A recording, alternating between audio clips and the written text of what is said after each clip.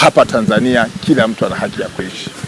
Na ndio maana hata ninyi viongozi mlivyoanza kuongea, mlikuwa mnazunguka, mlikuwa mnaongea maneno ambayo yako kwenye katiba yetu kwamba hamkubaliani na kitendo kilichofanyika cha yule mtu kushambuliwa na baadaye kupoteza maisha. Hamkubaliani. Lakini pia mlikuwa mkijaribu kutukumbusha swala la usawa mbele ya sheria, kwamba kama ameua yule au amefanya tukio yule achukuliwe kama yeye, kama wahalifu wengine, kwamba sio wote. Ina maana pale mlikuwa mnatukumbusha sisi wananchi swala la usawa mbele ya sheria, swala ambalo liko kwenye katiba yetu ya Jamhuri ya Muungano wa Tanzania. Kwa hiyo nikiwasikiliza sana mlivyokuwa mnaongea, nyie ni watu wazuri, nyie ni watu wazuri, watu pia ambao mnaijua katiba yetu ya Jamhuri ya Muungano wa Tanzania, kwamba ni makosa kila mnapopita watu kuwaita kwamba nyie ni wauaji. Yale ni makosa, na hiyo mmelani, na mimi sikubaliani na hilo, kwamba kwa mujibu wa katiba yetu ya Jamhuri ya Muungano wa Tanzania lazima tuwe na usawa mbele ya sheria. Kama watu fulani wamefanya tukio, hatuwezi tukasema watu wote wamefanya. Kwa maana nyingine, mlikuwa mnawakumbusha wananchi kwamba kama watu wengine wanavyofanya matukio watambulike kama wao walivyo, sio kama Wamasai, sio kama Wazaramu, sio kama Wakuria, sio kama Waha, sio kama Wanyakyusa, kwamba mhalifu atambulike kwa uhalifu wake, lakini sio kwa kabila lake. Ina maana hapo mlikuwa mnazungumzia swala la usawa mbele ya sheria, lakini pia mlikuwa mnajadili haki za binadamu, haki za kuishi, haki za kufanya kazi, haki za kwenda mnakotaka kwenda, lakini huku mkirudi na kuzingatia kifungu cha sheria ambacho kinasema watu wafanye kazi lakini wasivunje sheria. Sasa kwa nini haya yanatokea? Mmoja wa viongozi wenu amesema haya mambo mengine yanajitokeza kwa sababu ya historia ya watu wema. Wamasai ni miongoni mwa makabila ya watu waliojijengea mifumo mizuri ya kuheshimika na kuheshimiana. Wamasai ni watu ambao walijijengea heshima ya makabila ya watu waaminifu sana. Ndio maana mmesema ajira zenu ziko hatarini, kwa sababu wananchi wengi wa Tanzania kutokana na historia waliendelea kuamini kwamba hakuna watu waaminifu kama Wamasai. Ndio maana makabila mengine hazungumzii swala la ukabila. Ndio makabila mengine wakiona na ninyi wale hawapati, mnapata ninyi. Kwa nini nyinyi mnapata wale walikuwa hawapati? Kwa sababu ya uaminifu, kwa sababu ya heshima na kwa sababu ya historia yenu. Ndio kama alivyo kiongozi wenu, baada ya kutokea umeona kumetokea taharuki kubwa, na nyewe wenyewe mmekiri kwamba kila mkipita mnaitwa yale majina mabaya. Hiyo ni sababu ya rekodi na historia yenu. Mliokuwa nao mkubwa, wema mliokuwa nao mkubwa, ukarimu mliokuwa nao, na watu ambao hamkuwa na tamaa. Hamkuwa na tamaa. Sasa jamii inajiuliza, hawa Wamasai wamekutwa na kitu gani? Hilo ndio swali la kuulizana nyie na mimi. Maana lazima tukubali kwamba matukio yametokea. Sasa nini kimetokea? Tatizo gani limetokea?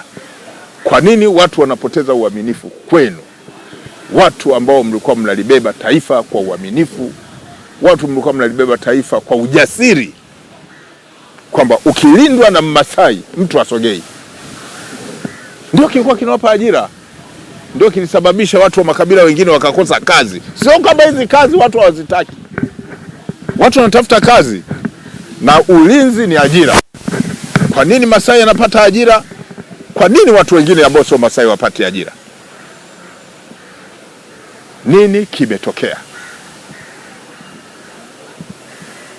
Hili ni jambo kwenye vikao vyenu lazima mkae na kujadiliana. Na mimi kama kamanda wa polisi wa kanda maalum ya Dar es Salaam lazima niwaambie, maadili yamemomonyoka. Maadili yamemomonyoka. Hata ninyi mlikuwa mnaaminiwa, si kwa tukio la juzi. Viongozi mnafahamu, kuna watu walikuwa wanalinda kwenye yadi za magari, wanashirikiana na wezi. Wezi wanakuja, wanashirikiana na walinzi. Magari yanachukuliwa, yadi tunazo kesi. Yadi zinalindwa na watu wenye asili hii ambao ilikuwa na uaminifu. Mtu anakukabidhi yadi ya bilioni 2.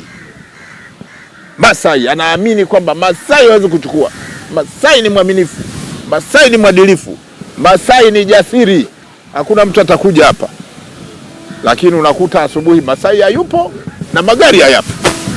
Maana tuachane na hii kesi ya juzi. Mmeniambia kwamba mtu ahukumiwe na alaumiwe kama yeye. Lakini wananchi kwa sababu waliwapenda na kuwaamini, ndio maana wanawataja. Wanawataja ninyi kwa sababu nyie mliaminika sana. Hii ni brandi. Uaminifu ni brandi. Uaminifu, uadilifu, ujasiri ni mtaji wa watu wanaotoka kule. Ndio maana nimewaambia mimi nimefanya kazi kule. Kazi kijiji cha Nina na Kisangiro. Na wazee wangu nimewasaidia pale wawili. Walinisaidia sana. Wakaniitia vijana, wakasema hatutaki, tumechoka. Kulikuwa na mauaji kule. Nyie watu wa kule mnakumbuka. Kulikuwa kuna mauaji, wanapigana makabila yale. Lakini wazee walisema Muliro njoo.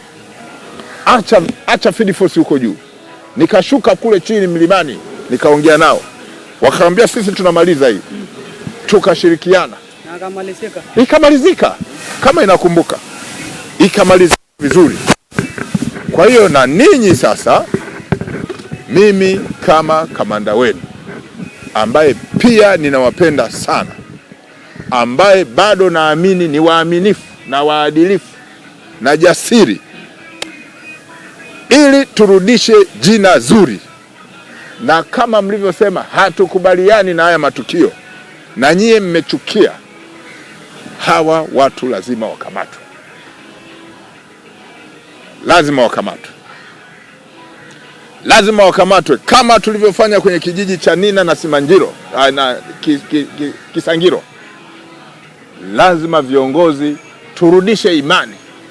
Hawa watu wakamatwe ili hatua za kisheria ziweze kuchukuliwa. Mambo mengine ya kiuchunguzi tutawasiliana ili tujue tunafanyaje, na kazi inaendelea vizuri.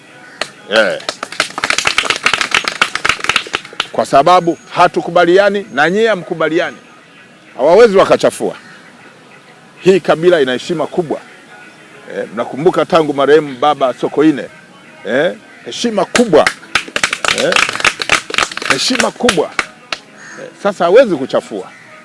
Na tukiona kuna watu wanataka kuchafua, mniambie mimi, iambie serikali kwamba sisi Kwa niaba ya jamii hii ya Kimasai, naomba niishauri serikali kama kuna namna nyingine ya kulielezea labda hilo tukio itafutwe kuliko kutaja jamii nzima. Kwa mfano sasa hivi katika mitaa tunayotoka tunatajwa kama vile sisi jamii hii yote ndio imefanya tukio lile. Unaweza tu ukapita mtaa hata kama mtu haja kuongelesha wewe, lakini anakuambia muuaji huyo anapita. Na katika kazi zetu hizi kidogo tunaona kama vile inahatarisha usalama wetu. Kwa hiyo naomba serikali kwa kuwa iko makini katika kusimamia usalama wa wananchi na mali zao, iendelee kusimamia katika hili, kwa sababu imetokea taharuki kwamba Masai ameua, na ukipita mitaa kwa mitaa nasikia muuaji huyo, kitu ambacho si vizuri kwa kweli, kwa sababu hakuna binadamu anayependelea kwanza kifo. Na kama yule naye ametumika na pepo lake au na shetani amemtumia kutenda kitendo kile, hata kama ni Mmasai, tuko tayari kutoa kushirikiana na serikali kubaini, je, aliotekeleza tukio lile ni Mmasai kweli, na kama ni Mmasai anatoka sehemu gani?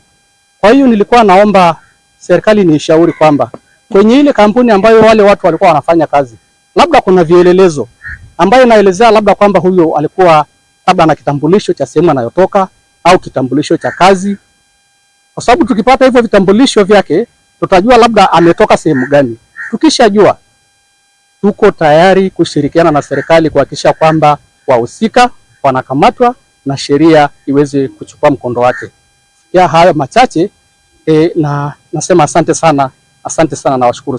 Kamanda Muliro ametuhakikishia kwamba watafanya uchunguzi, wale waliobainika wote watachukuliwa hatua ya kisheria. Tunaungana naye kabisa kwamba wakipatikana wao kama wao waadhibiwe. Ndio maana tumemkaribisha pia, tukasema tutashirikiana kwa pamoja. Kwa hiyo tumpongeze pia Ole Nguruma kwa sababu ametukutanisha na Kamanda Muliro, na ndio maana leo hii tumekaa pamoja, tumeshirikiana. Kwa hiyo tufanye kazi zetu bila kuingiliwa, lakini vile vile Kamanda Muliro pia angewasa wananchi wa Tanzania bila kutuhukumu kwa kabila, kwa sababu bado Kamanda Muliro pia angetuambia tu kwamba naye pia atoe tamko kwamba uchunguzi unaendelea. Kwa hiyo tusiwahukumu jamii nzima mpaka endapo siku uchunguzi kikamilika, kwa sababu hiyo ni kashfa ambayo mtaani kwa kweli inaendelea sio vizuri. Ukipita barabarani unaitwa mchinjaji. Hivi na mimi tukifanya furugu pale, nani aliyesababisha mimi nifunje sheria? Ananiita muuaji. Kwa hiyo hasa wa Tanzania wote watoe au asubiri ya uchunguzi, mtu aliyefanya kosa yeye kama yeye achukulie hatua. Asanteni pia kwa waandishi wa habari mliofika hapa kuwatoa habari. Hii ni habari nzuri. Kwa sababu mwe na nyinyi mnaposti habari nzuri jamani. Msio mnaposti kwamba Wamasai. Maana vile vile kuna vyombo moja naandika Wamasai ameua.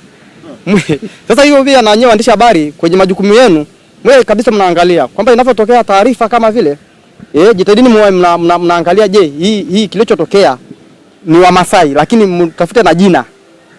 Kampuni. Kwa mfano jina la kampuni tumeisikia na baadaye tukasikia na jina la mwenyewe anafanya shughuli gani, lakini jina leo tulikuwa natumika ni Wamasai ameua. Kwa kweli kidogo tumeshangazwa na kile kitendo. Sisi wote ni Watanzania kama ambavyo Muliro pia alisema. Lakini atoe tamko hilo kuhusu kwamba tusiwe tu pia tunaitwa Wamasai ameua. Kuanzia leo atoe tamko kwamba basi kuna mtuhumiwa alifanya la kabila kutoka kabila fulani, lakini sio Wamasai ameua. Hiyo kidogo mpaka sasa hivi kidogo usalama bado hatuna uhakika nao. Na baadhi wengine wameachiwa makazi. Tunasikia wameachiwa makazi kabisa kwenye makampuni. Haya ni matukio ambayo tukio moja limewafanya, kwa sababu wanaotumia ni waandishi habari wanaposema Wamasai ameua, kile kitu pia imewapelekea Watanzania kiujumla wapokee kwa kama taharuki. Wengine wakose kazi zao wanazofanya kila siku. Kwa sababu kama ni ulinzi ni ajira pia. Kuna watu ambao wanafanya ulinzi ni ajira. Kuna watu wengine wajaenda shule, kazi yao ni ulinzi, ndio akili aliyobakia afanye kazi na apate maendeleo yake. Kwa hiyo tunaomba pia waandishi na nyinyi vile vile msio mnaandika Wamasai. Kwa hiyo Muliro tuhakikishe pia na waandishi vile vile na wafuate sheria. Tusio tunafunja sheria baada moja. Kwa sababu hiyo ni ufunjaji wa sheria pia. Unaposema Wamasai maana yake unatumu kabila nzima. Maana yake hiyo pia ni kwenye katiba pia ya Jamhuri ya Muungano wa Tanzania ni kwamba sisi wote ni wasawa mbele ya haki za sheria. Kwa hiyo unapotuhumu kabila nzima bado tunasema ni ufunjaji pia nini? Ya sheria, kwa sababu anayetuhumiwa hajakamatwa bado. Angekamatwa baadaye ndio tujue kwamba fulani kutoka kabila la Wamasai amekamatwa. Na wote tunaangalia taarifa kipindi pamoja hivyo. Kuna watu baadhi ya makabila wanafanya matukio, unasikia tu amekamatwa mtu fulani, kabila fulani, umri fulani, ametoka mkoa gani kwa kosa la kuua au kosa la kuiba. Lakini huwezi kusema kwamba kabila nzima. Huwezi kusema Wakuria wote amefanya uhalifu. Hiyo pia kwamba ututolee tamko kwamba na tuhakikishie kwamba Watanzania wote wasiwe wanatuita wauaji, Wamasai ni wauaji. Hiyo pia kidogo tutakushukuru mheshimiwa. na karibuni, kwa sababu Onesmo pia amesema kuwa tutaandaa mkutano mkubwa wa kujengeana uwezo, hiyo pia ya watu kujua sheria, pia kujuana vile vile kama viongozi, kama anapotokea matukio, kwa sababu tunapokuwa na fimbo na sime, kuna watu ambao hawajui kwa nini tunayo, ni utamaduni wetu pia mheshimiwa. Lakini kuna watu wanaona kama sisi hamna mtu ambaye amewahi kusema Masai amemkata. Unaona kama tuko na sime hapa, fimbo. Ukisimama hapa tunakupa fimbo, ni ishara ya kwamba heshima.